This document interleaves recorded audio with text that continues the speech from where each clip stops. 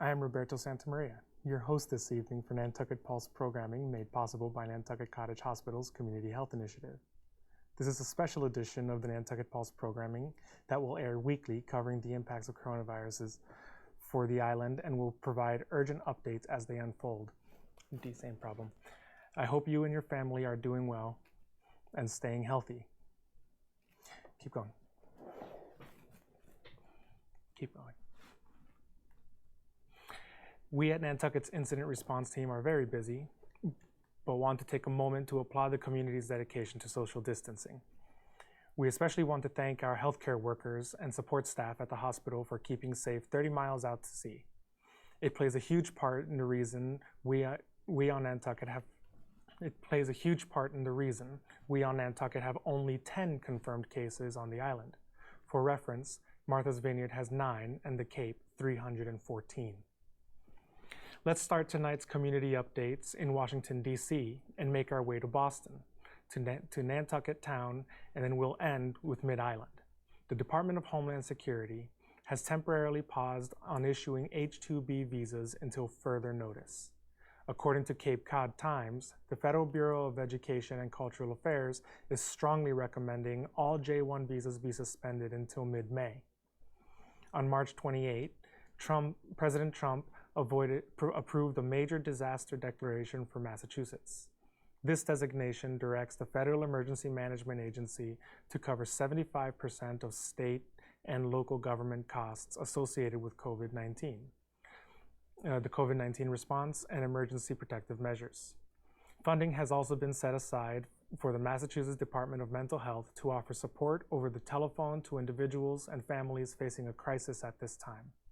To connect 24/7, please call the following phone number at 1-877-382-1609.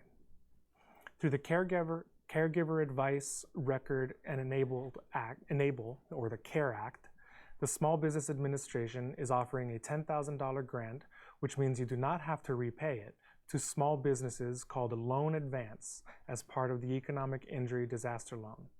Your small business can apply for a loan of up to $2 million at 3.75% interest or 2.75% interest for nonprofits, and then also ask for this loan advance. According to U.S. Senator Brian Schatz, a proponent of the bill that created this program, the grant will come within 3 days of receiving your application, even if your loan application is denied. To qualify, applicants must be a small business with 500 or fewer employees, small agricultural cooperative, sole proprietorship, independent contractor, cooperative, or an employee-owned business, or private nonprofit of any size. Additionally, the organization must have been in business as of January 31st, 2020, and must demonstrate economic hardship due to COVID-19. The CARE Act also has created loan forgiveness programs called the Paycheck Protection Program, or PPP. Businesses are eligible if 75% of their Small Business Administration loan is used for payroll, and the rest is spent on mortgage interest, utilities, and a few other expenses during the 8 weeks after the loan is granted. To apply, visit the link at the bottom of your screen and in the description. The deadline for state ID cards, which includes driver's licenses, to be Real ID certified has been pushed back by the Department of Homeland Security until October of 2021. Governor Charlie Baker has extended the closure of non-essential businesses until May 4th. He expanded the list of essential businesses that are allowed to come to work to include supply chain workers that support essential services, healthcare workers like chiropractors and optometrists, hotels, motels, who only cater to essential COVID-19 workers, and more. You may find the full list at the link appearing at the bottom of your screen and in the description. A new pilot program has started in Cambridge, Massachusetts that provides COVID-19 testing through the Massachusetts National Guard nursing homes. Usually, nursing home residents must travel to a physician's office for a test. The state plans to expand the program based on the Cambridge operation. In an effort to increase the number of medical professionals, the state is expediting the licensing of certain healthcare workers who sign up at the state volunteer portal. The link is at the bottom of your screen and in the description. More than 1,800 volunteers have signed up statewide. In addition, the Beacon Hill is enlisting individuals who are about to start their medical care and those that chose to end it.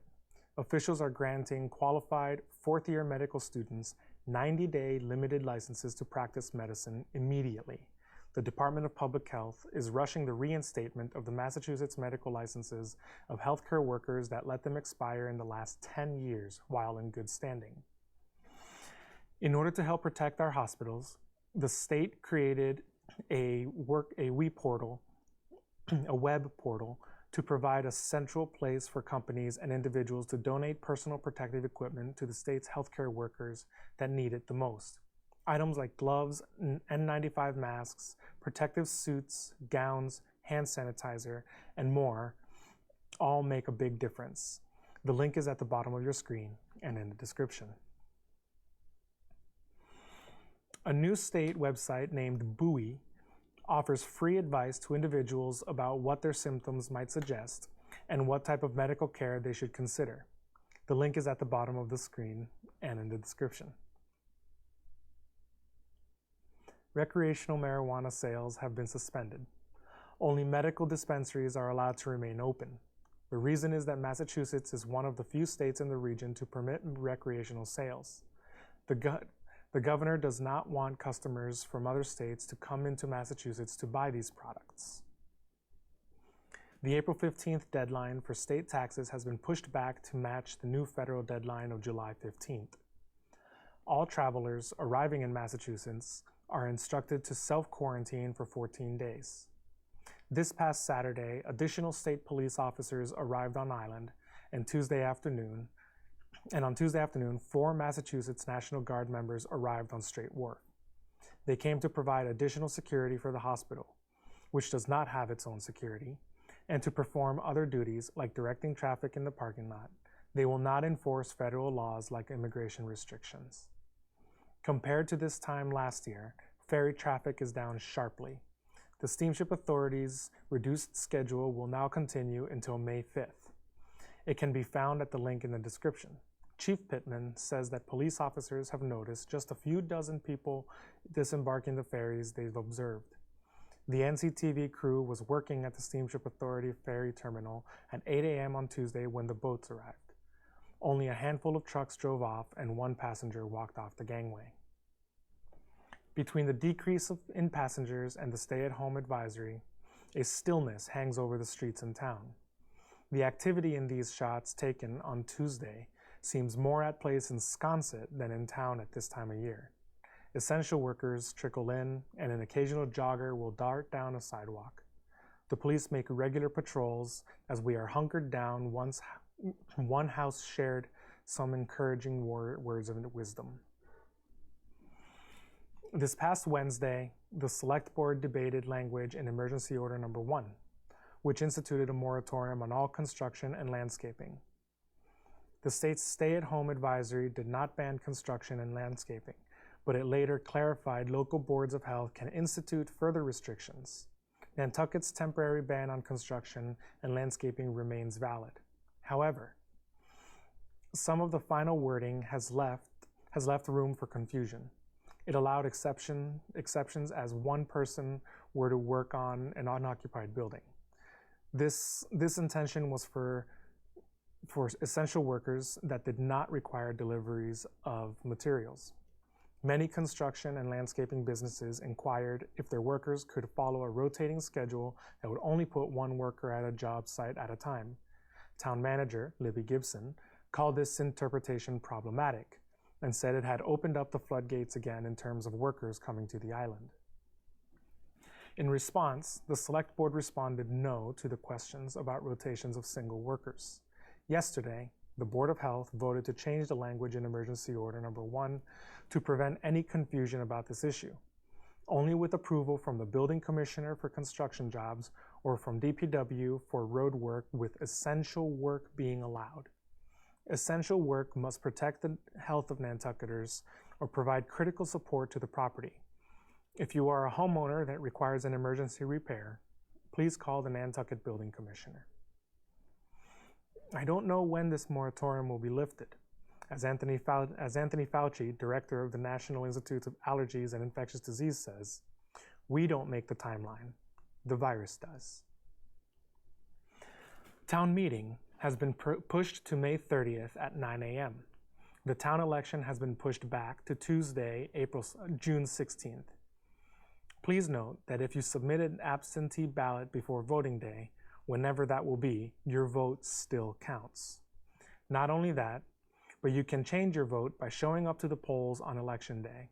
Anyone that claims fear of COVID-19 contamination as a reason for an absentee ballot will be granted one. The infection rate of the island has been described by Nantucket Cottage Hospital's CEO and president, Gary Shaw, as the outer bands of a hurricane. The relatively low number could spike quickly if the community stops social distancing practices. The hospital is advising everyone to stay in their houses of those that tested positive for COVID-19 to self-quarantine as if they tested positive as well. Officials believe there is a viral pool that is circulating around those in contact with patients. Mr. Shaw has been pleased with the response so far. He said during the Select Board meeting this Wednesday, "We have the most dedicated medical professionals I have ever worked with. They're prepared to address everything we can with the small facility and equipment we have. But that is not enough to take care of hundreds of people if we have a surge in cases. And we have to rapidly hospitalize people." End quote. Tonight at 7 p.m., the hospital is joining other hospitals across the state in an effort to recognize everyone, not just the healthcare workers, but first responders, grocery store employees, truck drivers, and all the other essential workers keeping things running. Join the hospital in saluting them across the island and beyond with a collective round of applause from your house or window at 7 p.m. The Nantucket Board of Health has postponed their inspections of restaurants wanting to open. The workload due to the viral outbreak prevents them from offering this service. The inspections will resume at the earliest opportunity. This is a reminder that the island's drugstores are still open. Dan's Pharmacy opens 9 a.m. to 6 p.m. Monday through Saturday and 10 a.m. to 2 p.m. on Sundays. Call ahead at 508-825-9100 to arrange an outside pickup or home delivery. Island Pharmacy allows a limited number of customers into their locations, with social distancing observed, and will bring items outside for curbside pickup. If customers have arrived on island within the past 15 days, Island Pharmacy will deliver to the outside of their home. Their hours are 8 a.m. to 6 p.m. Monday through Friday, and until 5 p.m. on Saturday. Call them at 508-228-6400. Nantucket Pharmacy is open 8 a.m. to 6 p.m. 7 days a week, except that they close at 5 p.m. on Sundays. Although the store is open, if they do not recognize you, they will ask that you wait while a shopkeeper grabs what you want. If you are sick, they ask that you please call them at 508-228-0180, and they will deliver to your house for free. They also offer curbside delivery. Unfortunately, the disc golf course in the state forest has been closed for the first time to encourage social distancing. To see a nearly complete list of which businesses are open and which have modified schedules, please visit yesterday's Islands link at the bottom of this page and in the description. The town maintains an emergency COVID-19 alert system that will send messages to your phone. To sign up, please visit the link at the bottom of the screen and in the description. Finally, let's end with the school. They have been following guidelines set forth by Governor Baker to remain closed until at least May 4th. Starting next Monday, all students will officially be following lesson plans. The administrative team and the staff have been working hard at creating plans for all the students from kindergarten to 12th grade. Many high school teachers and advisors have already been connecting with their students, and so have the teachers in the lower schools as well. They are using a variety of remote learning tools such as Google Meet and Zoom. It is not the school's intention that any student should repeat a grade. Lessons and content are being designed to continue learning remotely at a moderate pace in order to keep students on schedule. A big uncertainty is the Massachusetts Comprehensive Assessment Systems Test, or the MCAS. The Department of Education and the Commissioner of Education will decide soon for the state whether or not to administer this test this year. The test is required for high school graduation. Now, I would like to welcome back a regular guest to this program, Nantucket Cottage Hospital's CEO and President, Gary Shaw. He is going to share a statement from the hospital and then take questions from the viewers via YouTube chat.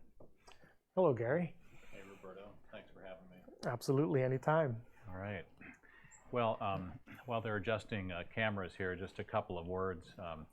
I want to say thank you to Dr. Diane Pearl and all of the staff at the Cottage Hospital for the work that they've been doing. I wanted to have Diane here tonight with me, but more than that, I wanted her to have a night off. Folks are getting tired, as I'm sure others are in the community, trying to prepare and do the good work that they do every day. So thank you, Diane. Thank you to all of the other physicians and staff at the Cottage Hospital for the work that you're doing.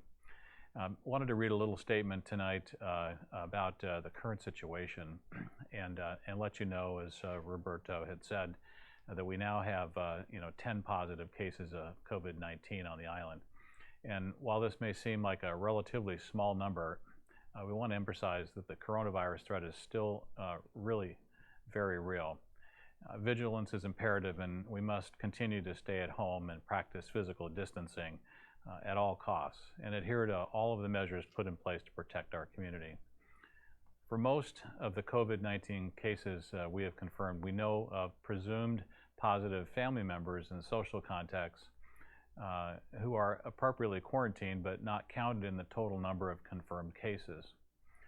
In a household with a COVID-19 positive patient, they have likely already spread the virus to those in close contact before their symptoms developed, and that's just the nature of this disease. So if those people develop symptoms a few days later or not at all, they're presumed to be infected and not necessarily tested. The entire family of a COVID-19 patient is ordered to remain quarantined together for 14 days after exposure, and they receive extensive CDC-issued instructions and guidance to prevent further infection. In addition to being quarantined, contacts of positive patients are instructed to monitor their symptoms and seek help if needed. These individuals are educated on the most current testing indications that are really relative to their particular situation. And sometimes the guidance changes, but we try to keep it updated so those folks can have the best information and stay safe. But clinic judgment always plays a large role. What the physician says to you based on what your illness is, how you're moving through it, is the largest indicator of getting better. We also understand there's a false negative rate to consider. You've probably heard that in the news about the COVID-19 testing. And not only do we recommend that those who have tested negative to maintain isolation, we have decided to retest some of the individuals which would show there's a strong suspicion of COVID-19 diagnosis. The bottom line is that the coronavirus is here on our island, and there are almost surely more cases than have been confirmed at the Nantucket Cottage Hospital, and other Massachusetts hospitals are making every effort to expand testing capacity, and our turnaround time on the island has improved. But widespread voluntary testing is unlikely in the short term. While the community spread of the virus on Nantucket is occurring, and we're aware that to date it's not been extensive, but that's only because our town and those of us at the hospital in leadership roles, we've acted early and decisively to protect Nantucket with emergency orders and guidelines around physical distancing. So we urge the community to continue adhering to these critical measures to prevent any further spread on Nantucket in the days and weeks ahead. Please stay home, wash your hands, and limit trips to the grocery store as much as possible. Everyone in the community is making sacrifices during this challenging time, and we appreciate the collective efforts of our island. I'll just end in saying that this is a beatable disease. Thank you. Yes. And now I guess we'll be moving over to the question and answer session. So for those of you watching on YouTube, if you need to do your question to activate the chat function, sometimes you have to hit your refresh button. So we'll go ahead and do the refresh, and we'll wait a few minutes while we get some questions in. In the meantime, Gary, since while we're waiting for some questions to come in, how do you feel your staff and the island has held up in this?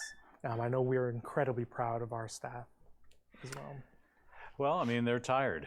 I can imagine. I think folks have worked many, many weeks without time off, and we're hopeful that this decrease in caseload that we're flattening this out, and that people can get some rest. That's the goal. So, but we're holding in there. We're leaning into it. We know there's a light at the end of the tunnel, and we're going to be fine. Absolutely. I imagine that fatigue is a tough one, but we are moving forward. We're definitely moving forward. So we're looking at the potential. This one's from Marlene. Looking at a potential 2 to 3 week peak for our hospital with COVID-19 patient overflow. Is there a plan in place to house patient overflow with beds and ventilators? So we call that surge, and the surge plan has been designed to look at maximum use of the cottage hospital. And the planning right now looks at an overflow scenario of staffing up to about 22 of those beds. We have the opportunity to grow larger, but to do that, we're still evolving plans that look at staffing for that capacity.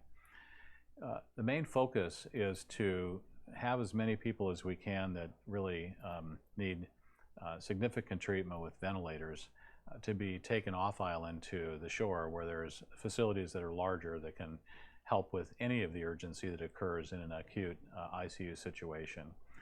So combined with what we're thinking of doing at the medical center of expanding and then having a surge capacity that goes offshore, that's the plan. And right now the logistics we're working through on are how do you transport people? If you have large numbers, how do you do that safely and successfully? So that's still an evolving target.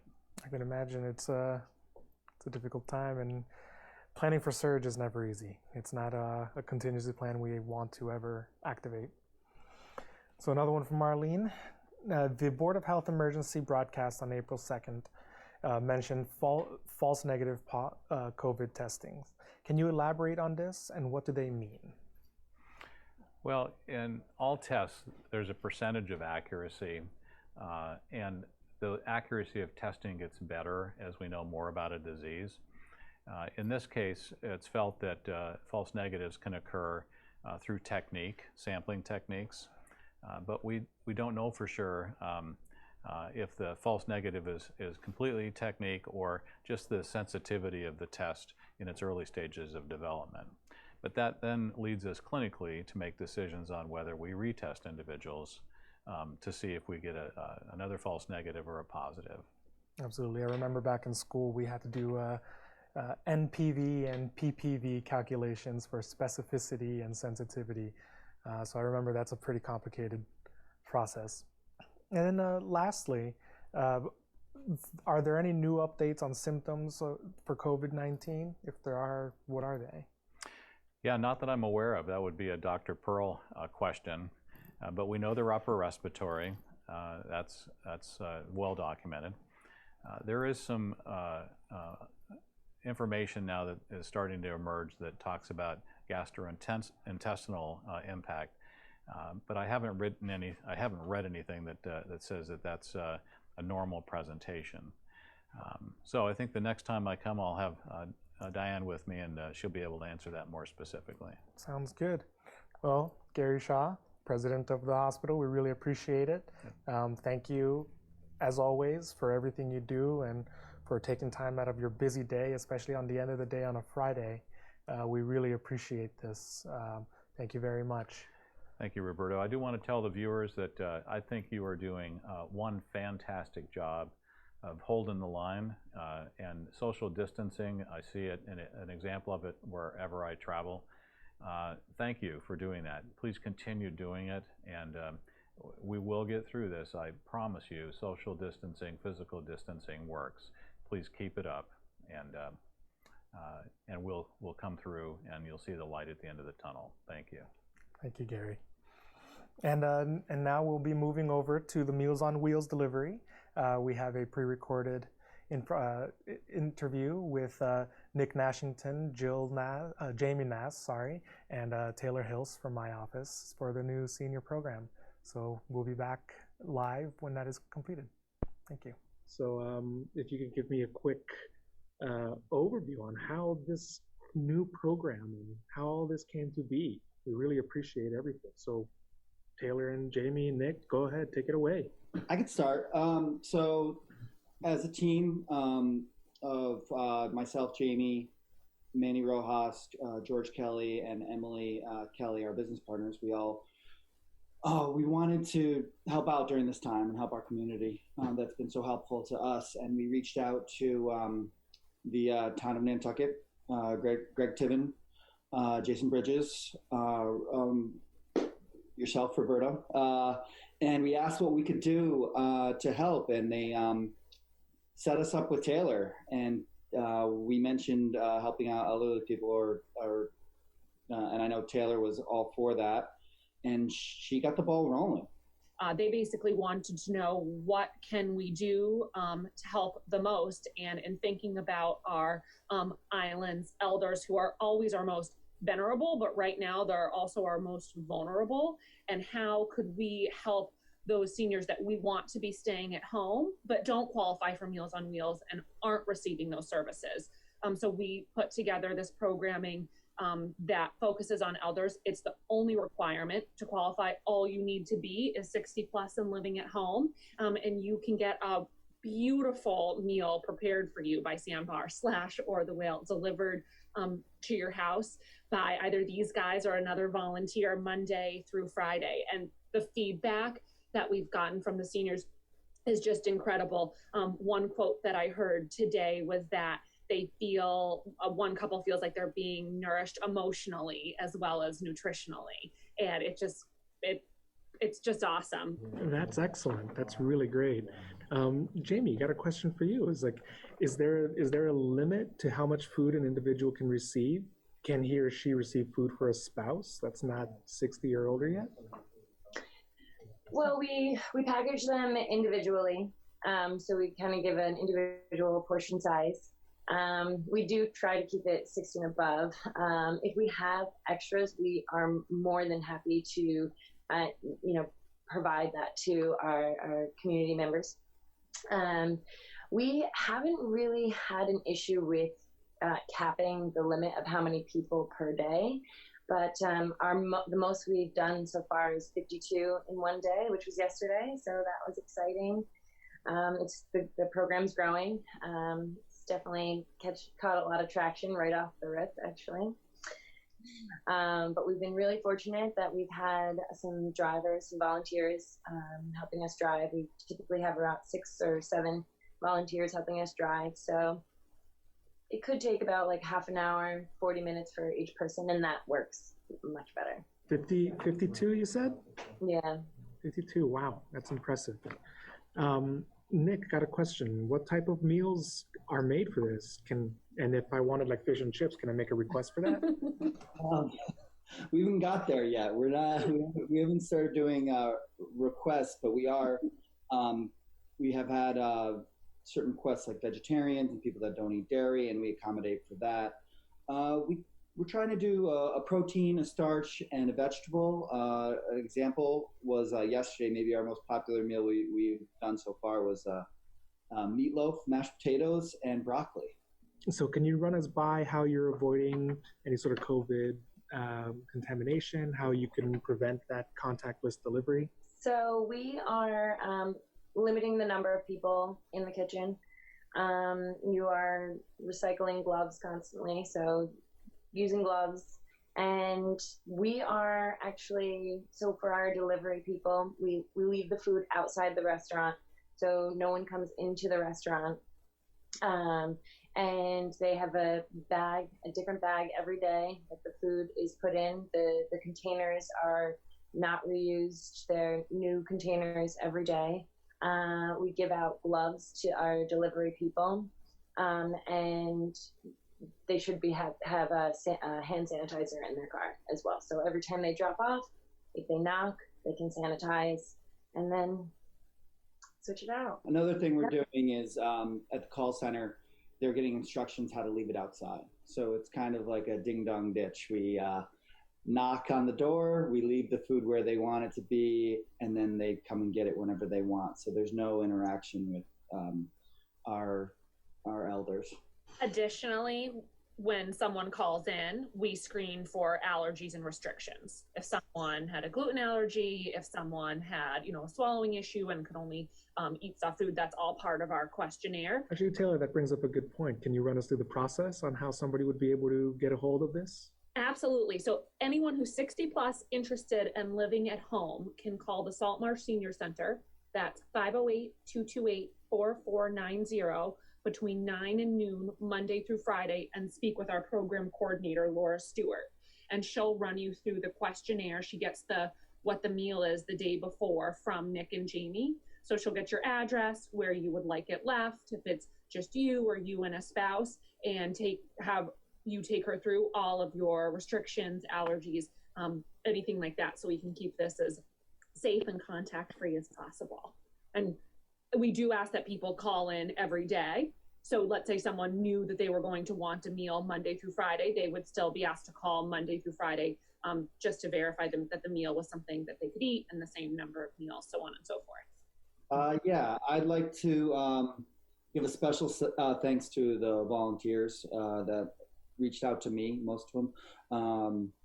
Once we started posting things on social media, other friends from other restaurants, people from Proprietors, Sea Grill, Crew, other people we work with at Or the Whale, they've all reached out and they wanted to help us. Even today, the last couple of days, Erin Zurcher, chef owner of Crew, she's been making the food, preparing it at the Beat with Amy Young's help. So just the amount of people that have been coming out to help us and make this so much easier it's been amazing. It's really great to see. So if you do want to donate towards this program, so you go to the Community Foundation website. There is a Nantucket Fund for Emergency Relief. And in the notes, in the memo, just make sure you put in the food program or food initiative, and then you can donate directly through there. We are working out a way so that we can all kind of cover the costs and keep this sustainable going through the entirety of the period that we are on a shelter in place and potentially having to social distance. So if you would like to, that's where you can find it.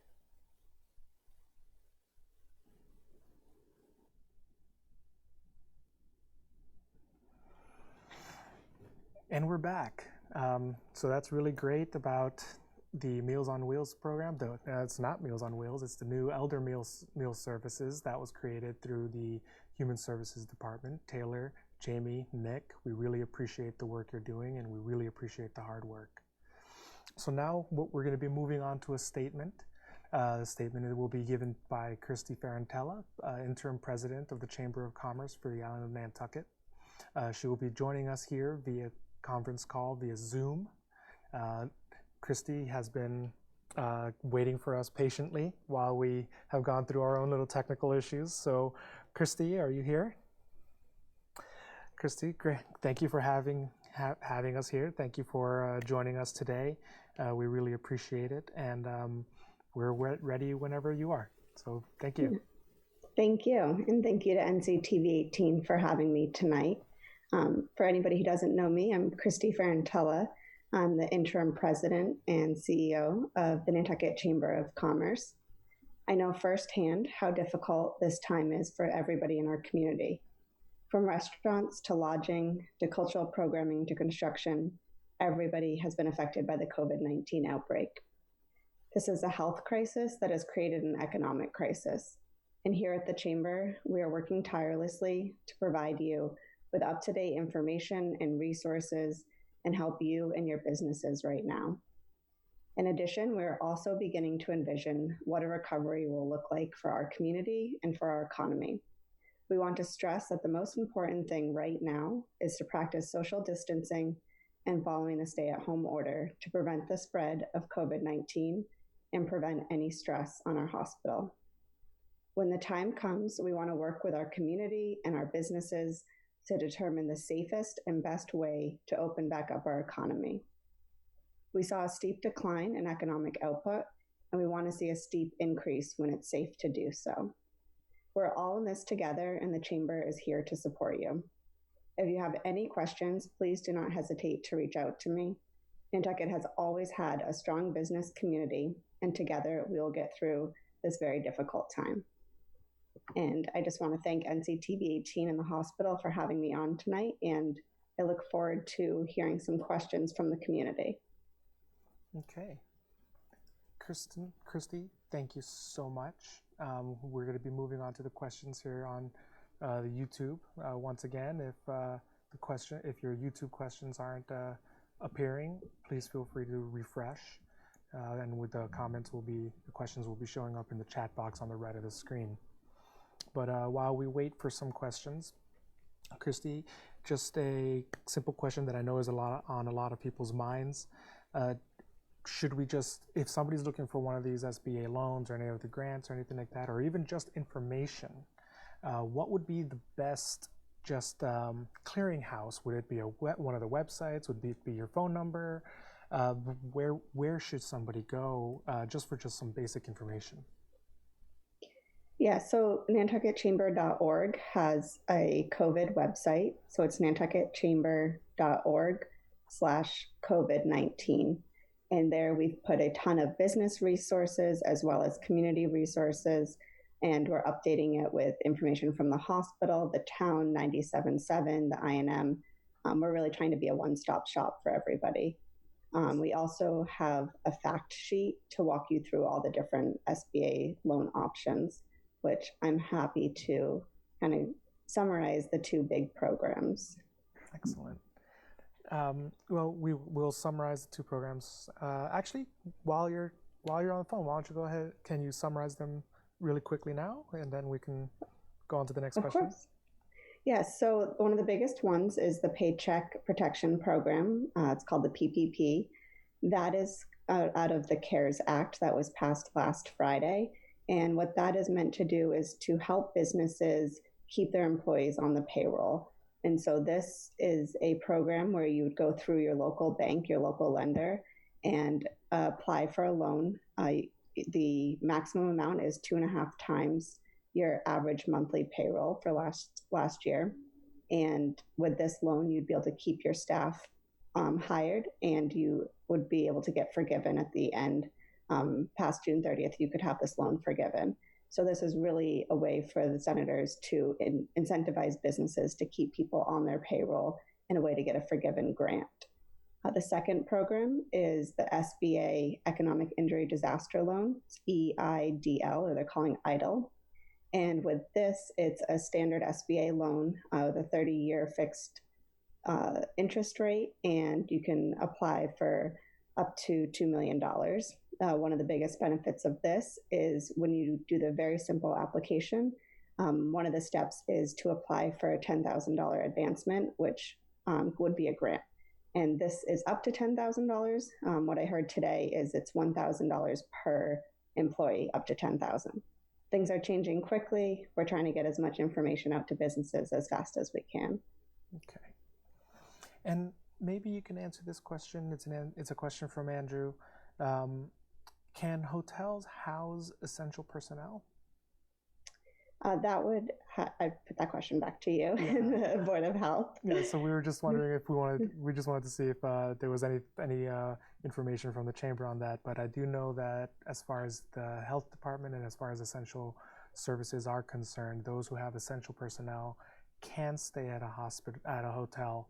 But I know that hotels aren't supposed to be accepting new reservations right now. But I believe I wasn't sure if there was any more different information from the Chamber as well. Yeah, I know the governor put out more information yesterday, and right now they cannot accept new reservations, but they could have essential workers, I believe. Okay.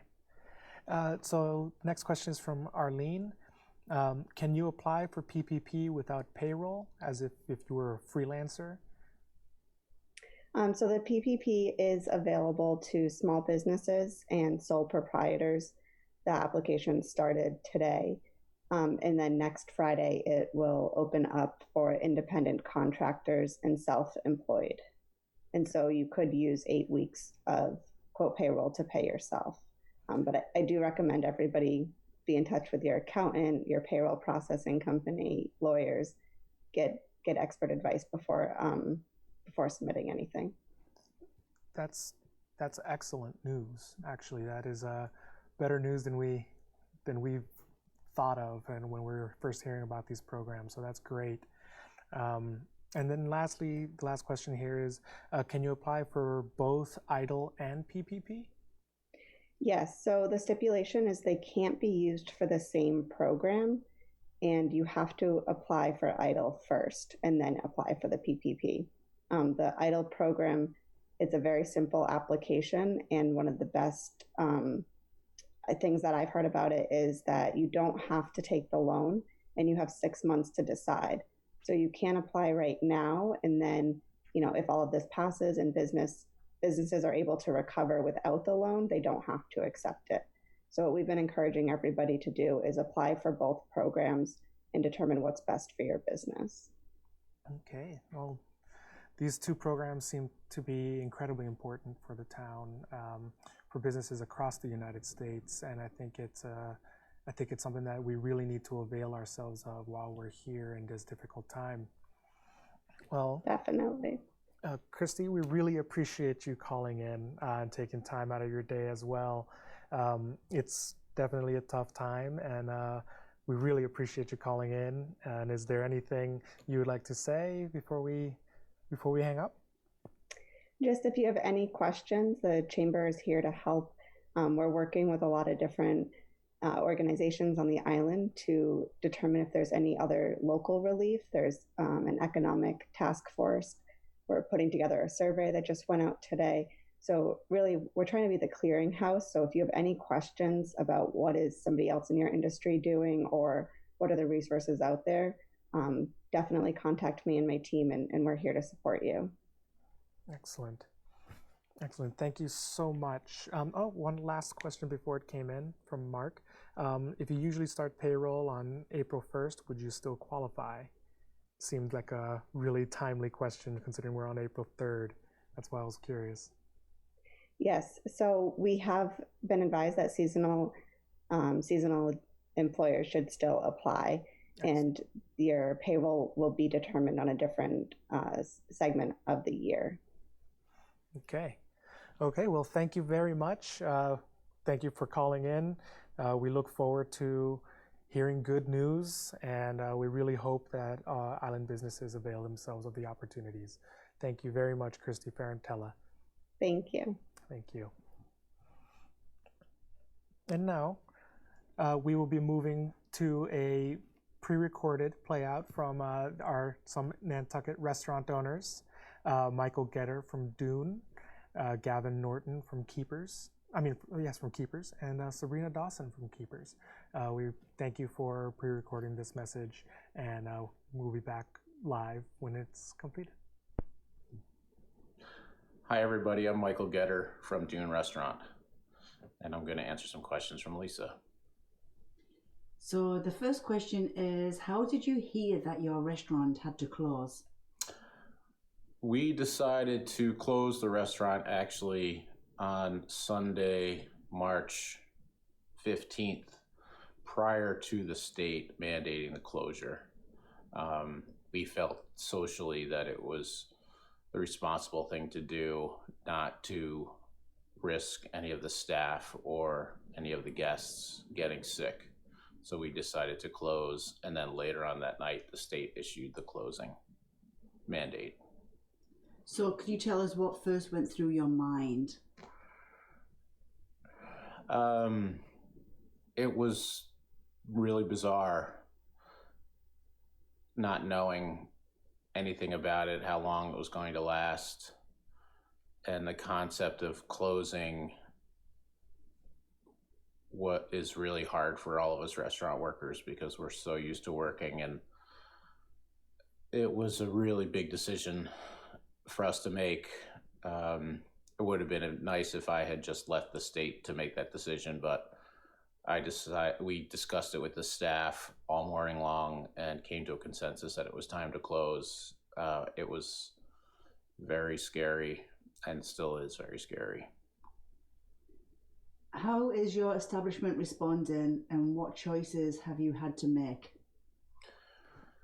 Well, since the restaurant's closed, we've just tried to cut our expenses as much as we can, lower our expenses on any of the utilities, just prepare ourselves for this to take quite some time to rectify itself, and just keeping in contact with the staff and updating them on what's going on, trying to keep morale up a bit.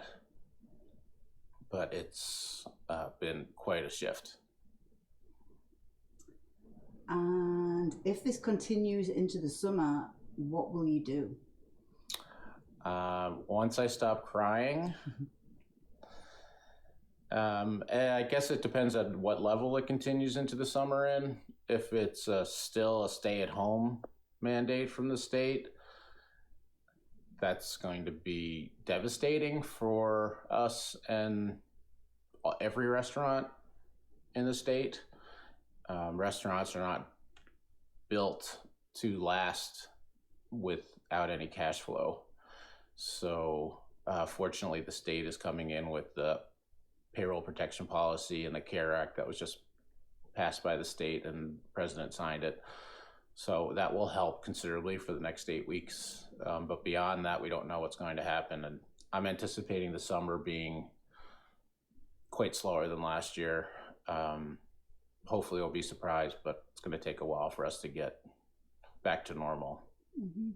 And what have you heard from your employees? They've had questions from me regarding unemployment applications and questions. I've let them know that they can reach me anytime.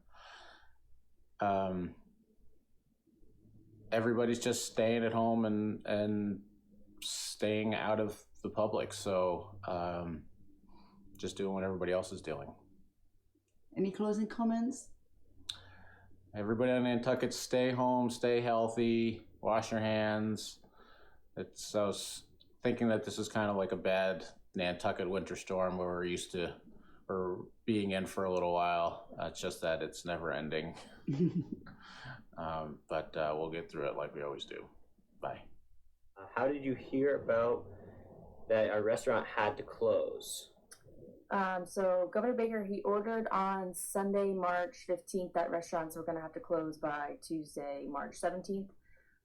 Prior to this, we already decided on that Sunday night that we were going to close and make that motion towards takeout only. We initially thought we were just going to be doing it for a week just to keep everybody safe. But when the governor made the announcement, we were already doing what he suggested, and we already incorporated the new business model into our everyday routine. So we were ready to go and didn't really think twice about it. Second question was, what initially went through our mind? What first went through our minds was that we're not going to close and we're going to stay open because, we have a commitment to our staff and the community. And so we made an announcement via social media that we were in this together, and we believe that we weren't going to give up due to the circumstance whatsoever. We wanted to keep everything as normal as possible, and so that our customers could rely on us and just know that in time of need, they could always, come to Keepers for dinner. We thought that, if we did this, that we'd truly be valued by the community and that we'd earn their trust. All right, so the third question they asked is, how is your establishment responding? What choices have you had to make? So Keepers is responding pretty well. We already had takeout implemented into our business before this all happened, so this wasn't an unusual motion for us. We already have an online ordering platform where guests can very easily go in and select their meal from the full menu and had the option of pickup. But we also made a commitment to free delivery, which was new for us. We wanted this to be a big thing so that everybody, was excited about it and was there for us. We want everyone to have the opportunity to be able to get their favorite meals from Keepers and have it delivered to their doorstep for free. And so we chose to do that, as well as open up for 7 nights a week, which we'd never done before, but we always had been 5 nights a week for dinner. So this, again, allowed Keepers to be an option every night of the week for everybody on Nantucket. We did pause our takeout lunch schedule, just so that we could focus on dinner and really ramp that up and make that, a great thing for everybody. And we also had to pause our Saturday breakfast. However, we still do takeout breakfast on Sundays. All right, and so the fourth question, if it continues into the summer, what will you do? So we posed that question to ourselves. If this does go into summer, what are we going to do? Well, we are going to keep going. If we have to do takeout, then so be it. We'll do our best to promote ourselves and ensure that the value that Keepers can provide for guests is always there, no matter what the season is. So we're going to keep going. And the last question is, what have you heard from your employees? Our employees are incredibly understanding, given the situation. Our kitchen staff's amazing. We feel grateful to be able to have them here with us during such an uncharted time. Many of the dining room staff, have other jobs and they still work within the community, with the school system or at the hospital. And so, they're focusing on that, which is very important. I think it's definitely important to say our staff that is still working, they know how lucky they are that they are working with most of the community kind of without a job, or so it's really great that they're going, we're going, and we're able to kind of help the community and feed everyone that we can. So thank you for the interview, and we hope to talk to you guys soon. Bye. Thank you.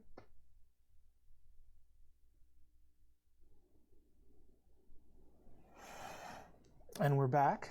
We really appreciate it.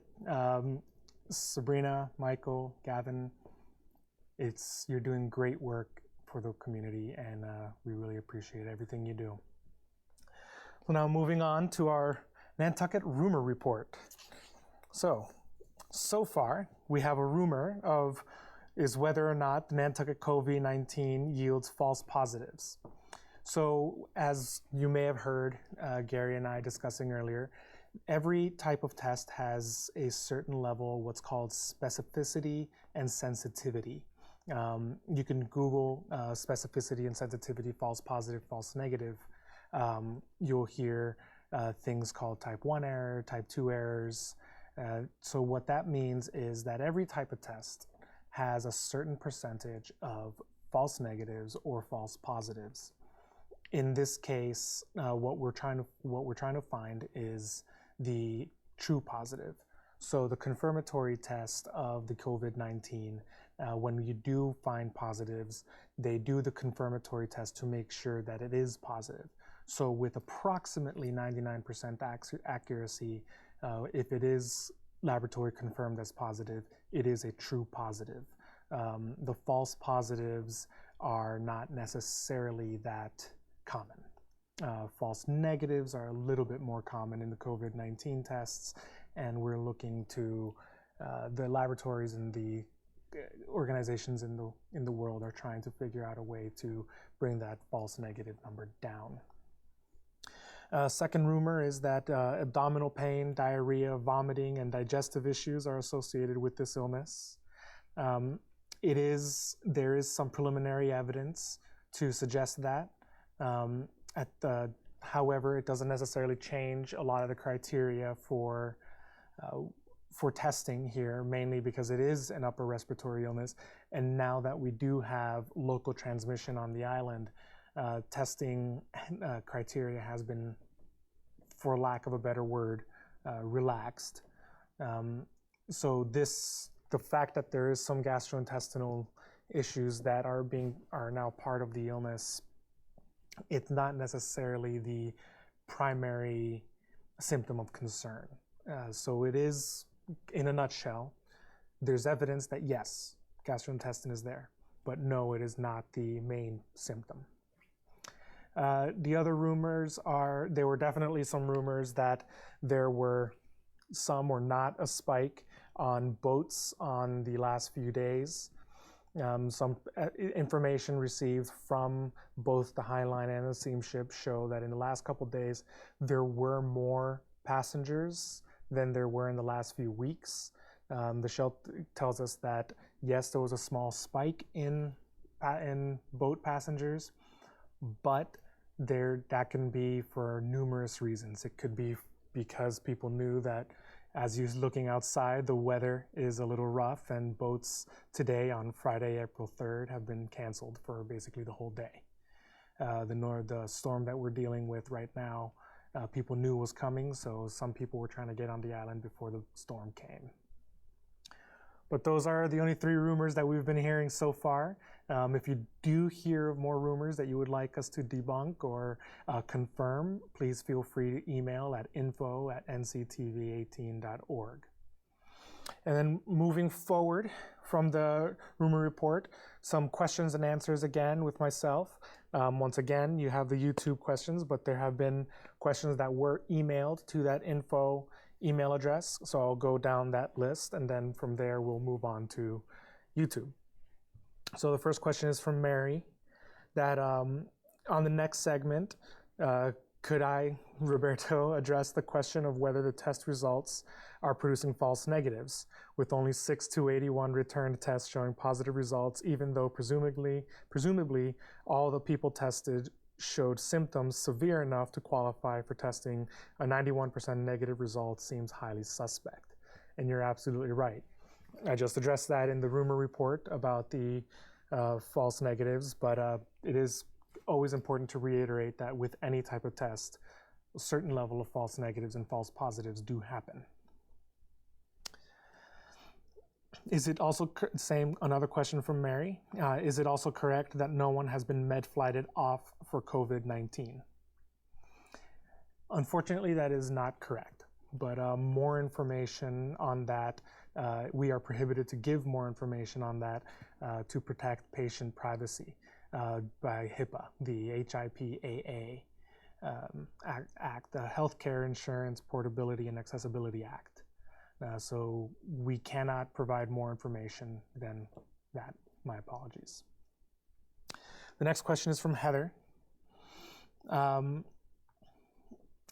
this be discussed on Wednesday, as in how to not let our beaches and trails be closed on a year-round community? So the governor's order to close the parking lots for the beaches were the beaches controlled by just the state of Massachusetts, DCR beaches. Those beaches, it does not close trails or beaches on private property like Land Bank or NCF property or even the Nantucket Land Trust. That is up to the property owner whether or not they would like to close those beaches. The governor's order to close the beach parking lots does not affect Nantucket. It's also from Heather, can we speak to the rumors about Tylenol and COVID-19? So there are rumors about ibuprofen, acetaminophen, and acetylsalicylic acid. So ibuprofen is Aleve, Tylenol is acetaminophen, and acetylsalicylic acid is aspirin. Bayer aspirin, Merck aspirin, things like that. So what we're finding is that aspirin and Tylenol are very good at controlling the pain associated with it. Aspirin has a side effect of being a blood thinner, so it is also really important to pay attention of which NSAID you're using. An NSAID is a non-steroidal anti-inflammatory drug, NSAID. So NSAIDs, all have certain side effects. So aspirin is a blood thinner. So if you are on any sort of blood thinners like warfarin or heparin, you would want to contact your primary care physician before you take aspirin to control any sort of pain. Tylenol, or acetaminophen, if you're buying the generic version, is a very effective fever reducer. So Tylenol is actually really strong at reducing fevers of any type. So it is pretty good at treating pain and the fevers associated with COVID-19 symptoms. There have been no other adverse side effects that have been reported with Tylenol usage. But again, if you do have any sort of underlying condition, you do want to connect with your primary care before you start taking that as a regimen to treat COVID-19 symptoms. And then lastly, ibuprofen or Aleve. We've been hearing a lot of rumors about ibuprofen that it might, because it's an anti-inflammatory, the way ibuprofen works is by reducing the inflammatory response in the body. We've been hearing rumors about how because it's an anti-inflammatory, it might actually exacerbate the symptoms of COVID-19 and make it worse. Some preliminary information coming out today actually kind of debunks that. They've been trying to run tests on that, not necessarily a clinical trial, but anecdotal evidence shows that is not necessarily true. But we would still suggest avoiding ibuprofen for the time being until more evidence comes to show whether or not that can make the symptoms of COVID-19 worse. And then one last NSAID that I may have forgotten is naproxen sodium. Naproxen sodium is, I actually used the wrong word. Aleve is naproxen sodium. Advil is ibuprofen. Naproxen sodium is another type of NSAID that works by using the sodium-potassium channel in your bloodstream. The only issue with that is that because it has sodium in it, and sodium is a major electrolyte in the body, if you have any sort of high blood pressure issues or any sort of electrolyte imbalance, it might cause an adverse effect there, even though it is very good at preventing pain symptoms. So as always, with any of the NSAIDs, as I've been saying, please contact your primary care to make sure if that course of treatment is good for you. Another question is from Jean. Can businesses opt out of serving customers who are sick during essential services in these time periods? If a company does discriminate, what should people who are ill do? This might be creating some issues for people on island sharing that they are sick. If you do feel that you have been discriminated against by any government, by any organization or business that is providing an essential service, please contact the Attorney General's office. Certain businesses are not allowed to discriminate due to any sort of illness as defined by the Americans with Disabilities Act, the ADA. In the meantime, until that does work through the system, please contact the COVID response team. You can email the health department generic email at health@nantucket-ma.gov. And then we will try to process your request as soon as we can. But if you do feel you are have any sort of business discrimination, please contact the Attorney General's office at the state. The next question is from Shane. How is the town considering what Cumberland Farms is still being allocated to make food with no change? Well, allowed to make food. Well, Cumberland Farms has switched to a fully grab-and-go method, and they have marked their floors to prevent any sort of non-compliance with social distance. So what it really comes down to is they're not, the pizzas that they create or things like that you used to be able to just go and grab it or have them pull pizza straight from the hot rack. That is no longer allowed. The hot dog rollers, those aren't there anymore. None of the self-service is there. The grab and go food is still available. That is still allowed. Because they are a convenience store, the governor does define them as an essential service. So they are still allowed to continue the grab and go food. And if you have noticed, if you've been in there anytime lately, you will see that they have also quartered off the coffee section, and now a staff will help you with getting coffee so that you do not do any of your own touching of the equipment. but what their process is going on is still allowed. Question also, it looks like it's from Shane, looking at a potential 2 to 3 week peak for our hospital with COVID-19 patient overflows. What is the plan in place to house patient overflow with beds and ventilators? Gary, I believe, answered that question earlier today. There is processes to look into creating overflow bedding. There are sites in place that we cannot release information on right now until there is more of that spike. But the plans are in place. Memorandums of our understanding have been signed, and there is a plan to create basically a field hospital for surge that Gary described earlier. Should we be wearing any kind of face covering when we go outside of our home? As long as you're not taking away face coverings from our first responders and our caretakers, feel free to create a barrier of your face and the rest of the world.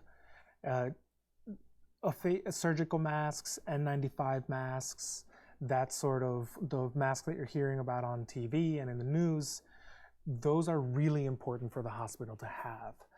Those are essential to take care of hospital care workers. And then the basic mask that you're seeing with the 2 ear loops, we're looking for those who have illness symptoms to definitely wear those.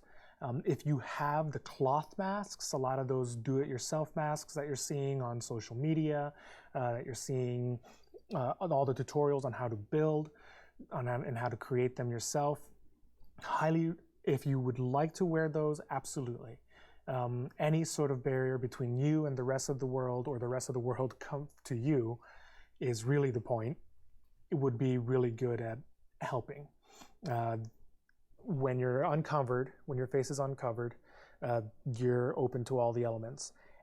Any layer, whether it's cotton, whether it's paper masks, anything like that, any layer between the 2 mucous membranes in your nose and in your mouth, that sort of layer creates at least a minimal filter to stop droplets.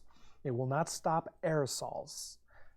So what's really important to understand is a lot of respiratory illnesses are transferred by an aerosol transmission. An N95 mask has a 0.3 micron filter in the cartridge. Viruses like the coronaviruses can be as small as 0.1 microns, maybe even smaller. So they can slip through some of these filters. But filters like the N95, the reason they're called N95 is because the National Institute of Occupational Safety and Health, NIOSH, has certified those masks to block 95% of all the particulate matter in the air, including bacteria and viruses, as long as they are bigger than that micron mesh. However, even if the virus is so small, there is still a chance that those viruses do collect on that cotton filter. So as I said, any sort of barrier will work. The CDC is looking to possibly recommend face masks. They haven't yet. You hear information about South Korea where the whole public was wearing masks. You'll hear information about China, how they were all wearing masks, and then the illnesses dropped completely. Well, one of the things that's really important is that a really important part of that is that in China, the quarantines that were put in place and isolation that was put in place was enforced by military personnel. In the United States, our Constitution doesn't allow us to declare a certain level of martial law without due process.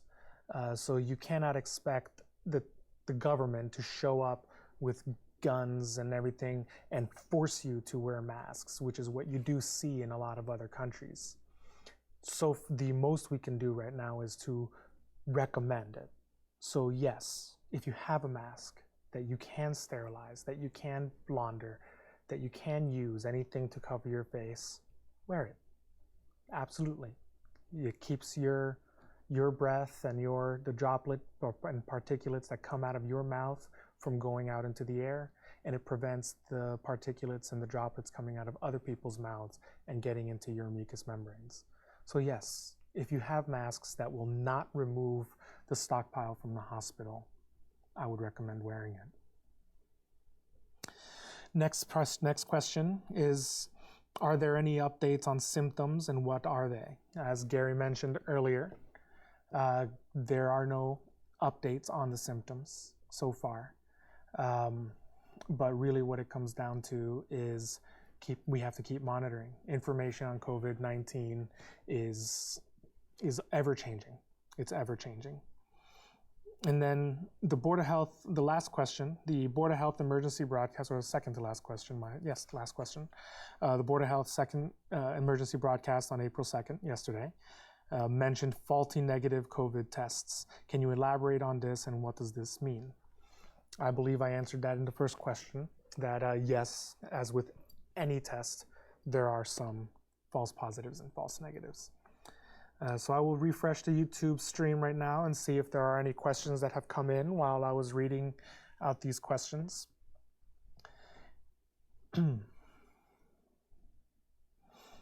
And it does not look like we have any more questions. So I really appreciate you all watching, and thank you again. And we will be closing the question and answer session. So thank you for all the questions. If you have any more questions, please feel free to email them to info@nctv18.org. And we will continue to, and in closing, we will continue to provide you with updates on the coronavirus and its impact for Nantucket. This week, Nantucket Pulse debuted a wellness segment series hosted by Natalie Simonero with our local health professionals on Channel 18 and nctv18.org. Please share this with friends and family. It's designed to connect our viewers with local health professionals that can help us take care of ourselves and others around us. It is important that communications remain in place as events continue to unfold and we all remain connected. It's crucial to get the facts from your local news sources such as the Inquirer and Mirror, 97.7 AC-FM radio, and NCTV Channel 18. I am Roberto Santamaria, the Director of Health and Human Services for the town of Nantucket. We are here to serve you, and we thank you very much for tuning in.